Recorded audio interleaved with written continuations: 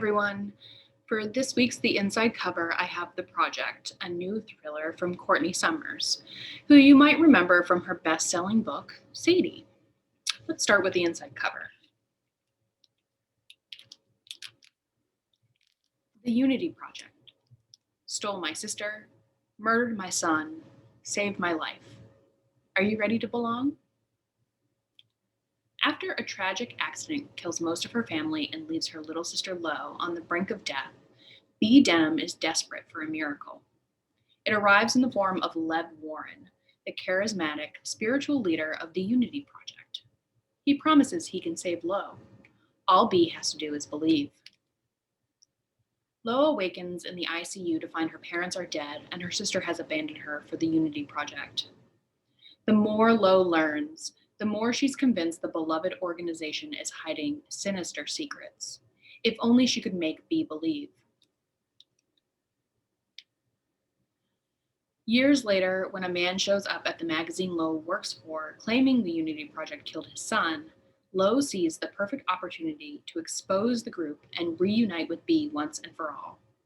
But her investigation will put her in the direct path of Lev Warren, and he will make her question everything she thought was true, and all that she believes.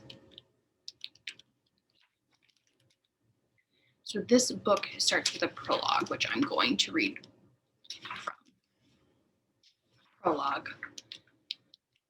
1998.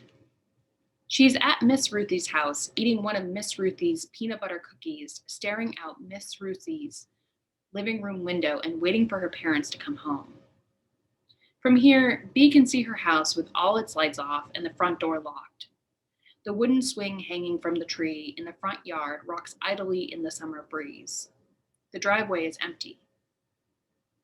All of this makes her stomach hurt, but not enough to abandon the cookie, so yummy and so soft. She wants to be where the action is.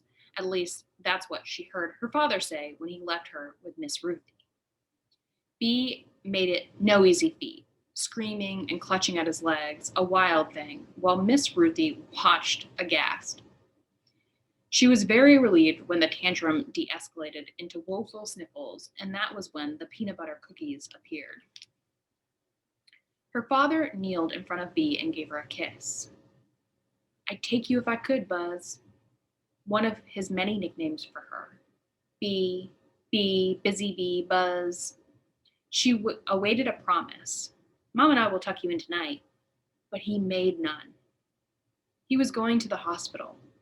A little sister was waiting there, much earlier than expected. There was supposed to be one more calendar picture to go.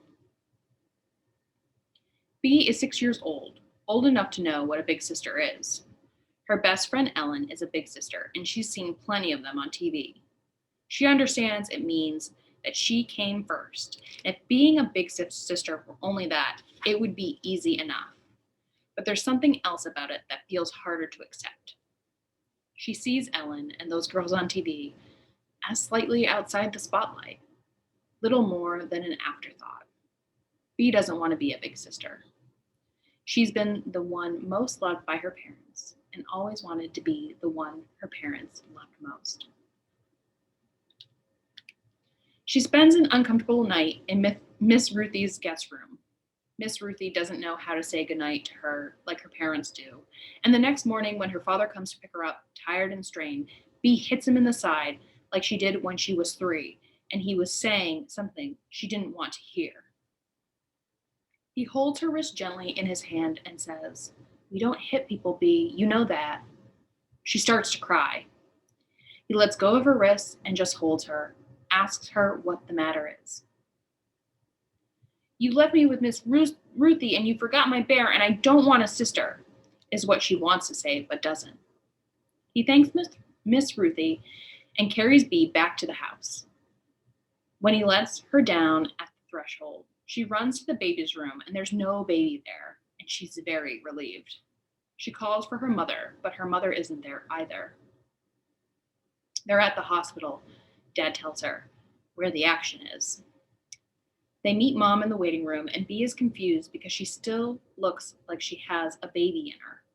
Mom gives Busy Bee a hug and waits for Bee to say something honey sweet, but Bee can't. Let's go see your new sister, her mother finally says, and Bee yells, I don't want a sister, and sits down on the floor with her arms crossed and her lip jutted out. Her parents exchange helpless looks over her head. Dad finally picks her up, but Bee wants to be carried by Mom. Mom can't carry her because she's sore and stitched up from the birth. Just one more reason to hate the new baby. They keep her sister in a special place. At least that's how her parents describe it. It's because she couldn't wait to get here and see you, they say. Sure. When Bee thinks special, she thinks of things that are pretty, pastel, and glitter adorned. But the room her parents lead her into, after she washes her hands, is cold and scary. They take her to a see-through box, and inside it is a little baby, tubes sticking all in and out of her, up her nose, kept in places by tape that barely seem able to hug newborn skin. It's so upsetting, Bee starts to cry. So that's a little bit of the prologue from the project. This book weaves in and out of different time periods, as you will see if you pick it up. Abby Petrie writes for the young folks. Courtney Summers, the project, tells a story about a cult that feels a little too real and chills you right to the bone. Brenna Elrich wrote in Rolling Stone that author Courtney Summers wants to destroy you, a harrowing look at cults and the people who fall prey to them. So, we didn't see any of the cult action in this book, but we did get a little bit about the relationship between the two sisters, which is very important to the plot. So, if you would like to pick this up, you can either stop by the library for a browsing appointment or call us and we can request it for you. See you later.